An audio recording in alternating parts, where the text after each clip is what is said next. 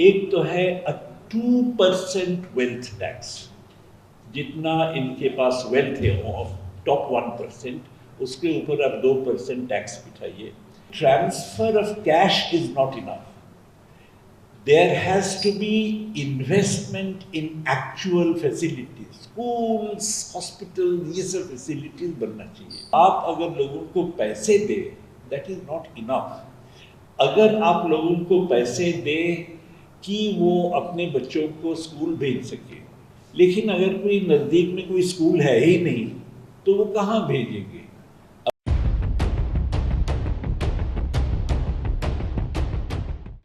हाल ही में एक रिपोर्ट आया है, सर्वे उसके लिए किया गया था, रिपोर्ट आया है फ्रॉम नाबार्ड, जो कि सरकारी बैंक है।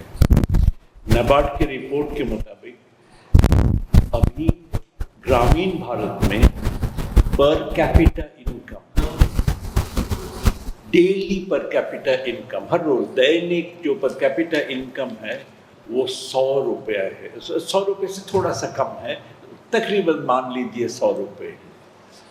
अब एक सरकारी कमेटी, रंगराजन कमेटी ने गरीबी रेखा जो उन्होंने कैलकुलेट किया था, उसको आप अगर अभी के प्राइस के लिए आप अगर उसको अलाउ करें, उसको एडजस्ट करें, तो 2022-23 में गरीबी रेखा रंगराजन कमेटी के मुताबिक 60 रुपीज़ पर डे है, 60 रुपये। तो एवरेज इनकम 100 रुपये हैं और 60 रुपये गरीबी रेखा का लिमिट है। तो आप समझ सकते हैं तकरीबन 70% ग्रामीण लोग बिलो पॉवर्टी लाइन होंगे, यानी कि सरकारी मैं कोई दूसरी पॉवर्टी लाइन की बात नहीं कर रहा हूँ, ये सरकारी है। यानी कि आप अगर सही कोई सरकारी पॉवर्टी लाइन ले तो तकरीबन 70% कम से कम ये पॉवर्टी लाइन के नीचे रहेंगे गांव में। शहर की बात छोड़ दीजिए, लेकिन गांव में अभी इतना ज़्यादा है। 2017-18 को एक नेशनल सैंपल सर्वे, एक हमारे यहाँ बहुत बड़ा सर्वे होता है, नेशनल सैंपल सर्वे 2017-18 को कंज्यूमर एक्सपेंडिचर सर्वे उन्होंने किया। तो उसमें आते हैं बहुत सारे डेटा आते हैं, डेटा में कितना लोगों ने कंज्यूम किया, आप बहुत एक वो सैंपल है, लोगों ने कितना कंज्यूम किया और उसको वो कन्वर्ट करते हैं कि कितने कैलोरीज इसमें है। पहले जब 1970 के दशक में हमारे प्लानिंग कमीशन उस ज़माने में हुआ करता था, प्लानिंग कमीशन ने कैलकुलेट किया था कि एवरी डे एक एवरेज रूरल पर्सन उसको 2400 कैलोरी मिलना चाहिए, लेकिन 2400 को बाद में घटाकर उन्होंने 2200 कर दिया। और एवरी शहर का हर आदमी उसको 2100 कैलोरी मिलना चाहिए। अगर आप देखेंगे कि 2017-18 के जो सैंपल सर्वे हुआ था उसके मुताबिक कितने गांव के कितने परसेंट लोग ये 2200 कैलोरीज के नीचे हैं, तो वो कम से कम 80% लोग 2200 कैलोरीज के नीचे हैं। यानी कि अभी तो बहुत ही बुरा हाल है।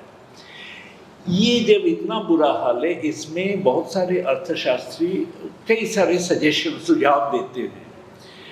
एक सुझाव जो कि हमारे एक यहाँ इकोनॉमिक एडवाइज़र हुआ करते थे सरकार के, UPI 2 के, उन्होंने कहा, अरविंद सुब्रमण्यम, उन्होंने एक सुझाव दिया था कि एक बेसिक मिनिमम इनकम हर एक को होना चाहिए। बेसिक इनकम का वो स्कीम उन्होंने सजेस्ट किया था, लेकिन वो क्या हर एक को कुछ पैसे देना पड़ेगा या कुछ जो लोग गरीब हैं सिर्फ उनको देना पड़ेगा, ये बहुत सारी चीज़ें हैं जिसके ऊपर उन्होंने कुछ कहा नहीं था, लेकिन उन्होंने सजेस्ट किया था कि basic income, universal basic income scheme होना चाहिए, जो कि कांग्रेस ने अडॉप्ट भी किया था जनरली। लेकिन बेसिक इनकम स्कीम में बहुत सारे प्रॉब्लम्स हैं। पहला प्रॉब्लम तो ये है कि ज़्यादातर सरकार बेसिक इनकम को सरकारी मेहरबानी समझते हैं, यानी कि वो हमने आपको बेसिक इनकम दिया, हमने आपको एक मिनिमम बेसिक इनकम दिया, ये नहीं कि आपका अधिकार है। तो ये ज़्यादातर एक फ्यूडल लार्जेस, अ फ्यूडल गिफ्ट जो कि सरकार ने लोगों को दिया, which is against the dignity of the person. ये तो पहला से बिग प्रॉब्लम। दूसरा प्रॉब्लम है कि अगर सरकार के पास पैसे हैं तो ठीक है, वो ट्रांसफर्स करेगा, basic income, minimum basic income देगा, लेकिन सरकार के पास अगर बाय चांस कुछ फिस्कल टाइटनेस हो गया तो फिर वो बेसिक इनकम स्कीम को और भी घटा देंगे। जैसे अभी आप देखिए, जैसे उन्होंने MGNREGS को किया है, MGNREGS को one excuse or another, the amount which is given for MGNREGS उसको घटाते चले आ रहे हैं। तीसरा प्रॉब्लम ये है कि आप अगर लोगों को पैसे दे, that is not enough। अगर आप लोगों को पैसे दे कि वो अपने बच्चों को स्कूल भेज सके, लेकिन अगर कोई नज़दीक में कोई स्कूल है ही नहीं तो वो कहाँ भेजेंगे? अगर आप लोगों को पैसे दें कि वो अपने फैमिली को कोई हॉस्पिटल ले जा सके, लेकिन अगर कोई नज़दीक कोई हॉस्पिटल ही नहीं है तो फिर उससे क्या फ़ायदा हुआ पैसे लेकर? तो इसीलिए ये transfer of cash is not enough. There has to be investment in actual facilities, schools, hospitals, ये सब facilities बनना चाहिए। तो इसीलिए मुझे लगता है कि ये जो लोग बेसिक इनकम के बारे में बात करते हैं, अच्छे लोग हैं, दयालु लोग हैं, वो बड़े, मैं उनका कोई क्रिटिसिज्म ऐसा नहीं करता, लेकिन मुझे लगता है कि इससे ज़्यादा बेहतर स्कीम ये है कि हम फाइट, वी मस्ट फाइट, ये लोगों का राइट होना चाहिए, अधिकार होना चाहिए। इनफैक्ट मैं तो कहूँगा कि जैसे हमारे संविधान में फंडामेंटल राइट्स हैं, various freedoms and so on, we should also have fundamental economic rights. Basic आर्थिक अधिकार होना चाहिए लोगों के पास। हमने कैलकुलेट किया, सपोज आप 5 अधिकार लें, 5 फंडामेंटल इकोनॉमिक राइट्स। एक तो है राइट टू फूड, जिसमें हमने कैलकुलेट किया कि जैसे पैंडेमिक से पहले BPL पॉपुलेशन को जैसे खाना दिया जाता था, पूरे यूनिवर्सल पॉपुलेशन को वैसे उसी पैटर्न में अगर फूड डिस्ट्रीब्यूट किया जाए तो ये राइट टू फूड में कितने पैसे लगेंगे। सिमिलरली हमने कैलकुलेट किया, अगर आप completely free health care for everybody, universal right to health care through a national health service, जैसे कि इंग्लैंड में है, जैसे कि स्कैंडिनेवियन कंट्रीज में है, जैसे कि सोवियत यूनियन में था। अगर आप right to universal health care through a national health service लें तो उसमें कितने पैसे लगेंगे। फिर हमने कैलकुलेट किया, अगर आप right to free universal quality education, हमने सिर्फ हायर सेकेंडरी तक कैलकुलेट किया, उसके बाद भी आप कर सकते हैं, पैसे जोड़ने पड़ेंगे, लेकिन अगर कम से कम हायर सेकेंडरी तक आप अगर करेंगे universal free right to quality education publicly in public institutions, उसमें कितने पैसे लगेंगे। और फिर हमने देखा कि what about old age pension and disability benefits. अभी तो आप जानते हैं ओल्ड एज पेंशन में जो सरकार सेंट्रल गवर्नमेंट स्कीम है, उसमें they just give you a trivial amount, 200 रुपये हर महीने, नथिंग। तो उसमें we calculated 3000 rupees a month, और ये भी हमने कुछ साल पहले किया था, अभी तो उसको बढ़ाना पड़ेगा अकॉर्डिंग टू प्राइस इंडेक्स। फिर हमने कैलकुलेट किया कि अगर आप राइट टू एम्प्लॉयमेंट करें, राइट टू एम्प्लॉयमेंट, देखिए अगर कोई बेकार है, इफ समवन इज अनएम्प्लॉयड, तो ये उसका दोष नहीं है। हम एक सोशल अरेंजमेंट के अंदर रहते हैं, तो अगर कोई किसी को नौकरी नहीं मिलती तो ये सोशल अरेंजमेंट की कमी है, तो उसकी कमी नहीं है, सोशल अरेंजमेंट की कमी है।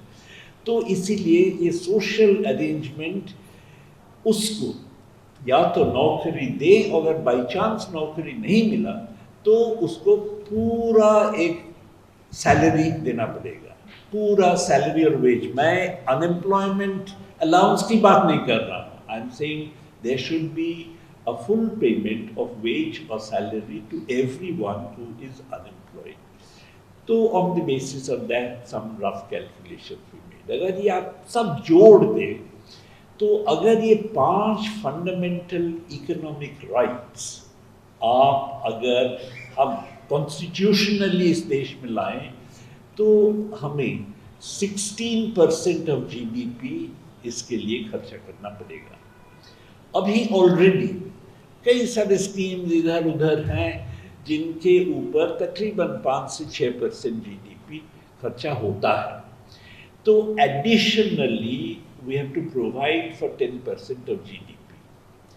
अगर आप 10% of GDP एक्स्ट्रा खर्चा करें तो उसके लिए पूरा 10% of GDP टैक्स के हिसाब से नहीं लेने की ज़रूरत है, क्योंकि अगर आप 100 रुपये खर्चा करेंगे तो 100 रुपये से ये 100 रुपये आप जो खर्चा करेंगे वो किसी के इनकम किसी के हाथ इनकम आएगा, तो वो अगर उसमें से खर्चा करेंगे तो और किसी का इनकम बढ़ेगा। इसको कहते हैं मल्टीप्लायर।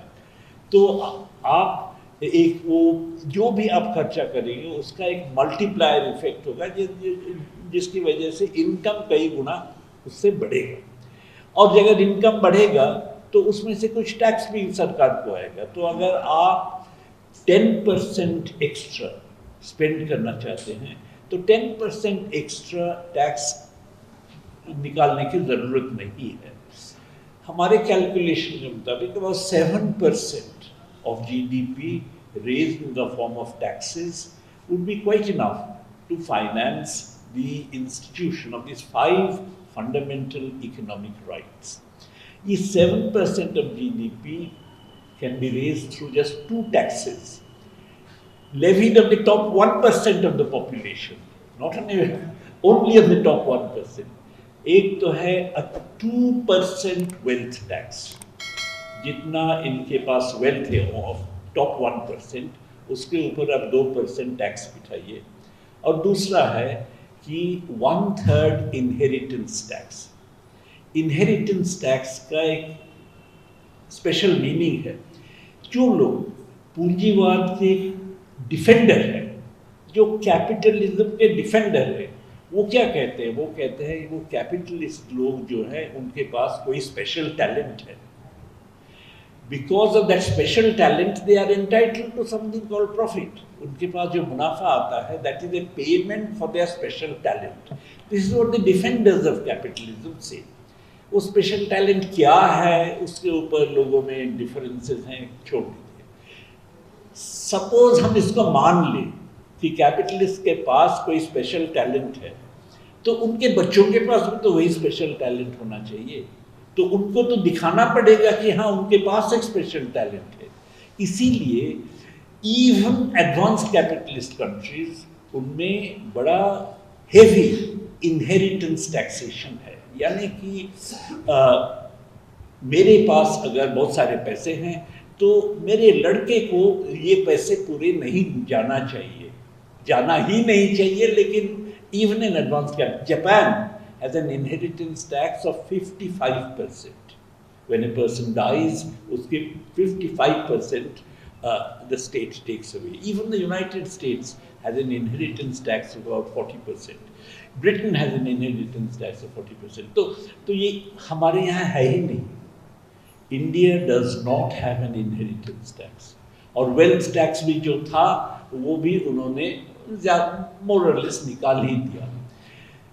तो मैं कह रहा था कि अगर आप 2% वेल्थ टैक्स और 1/3 inheritance tax 33 1/3% only on the top 1% of the population अगर लगाए तो you would be able to finance 5 fundamental economic rights. ये 2% टैक्स है, ये भी कुछ नहीं है. ऑफ कोर्स जब आप वेल्थ टैक्स की बात करेंगे लोग कहेंगे कि देखिए वेल्थ टैक्स एडमिनिस्टर करना मुश्किल है, क्योंकि हमारे पास था, हमने एडमिनिस्टर हम नहीं कर पाए इसीलिए हमने एबॉलिश किया. But that is a matter of administration. हमने वेल्थ टैक्स इसीलिए एबॉलिश किया कि we didn't want to impose the wealth tax. लेकिन अगर आप रेट के हिसाब से देखें, पिछले अमेरिकन इलेक्शन में, अब की बात नहीं कर रहा हूँ, पिछले अमेरिकन इलेक्शन में 2 कैंडिडेट थे. एक थे बर्नी सैंडर्स और एक थी एलिजाबेथ वार्रेन. एलिजाबेथ वार्रेन ने एक वेल्थ टैक्स सजेस्ट किया था, जस्ट 2 स्लैब्स, 1% 2%. ओके, लेकिन ये जो 2% था that was on many more people. मैं तो सिर्फ कह रहा हूँ the top 1% of the population. तो compared to what I am seeing, Elizabeth Warren के जो सजेशन थे वो ज़्यादा रेडिकल थे.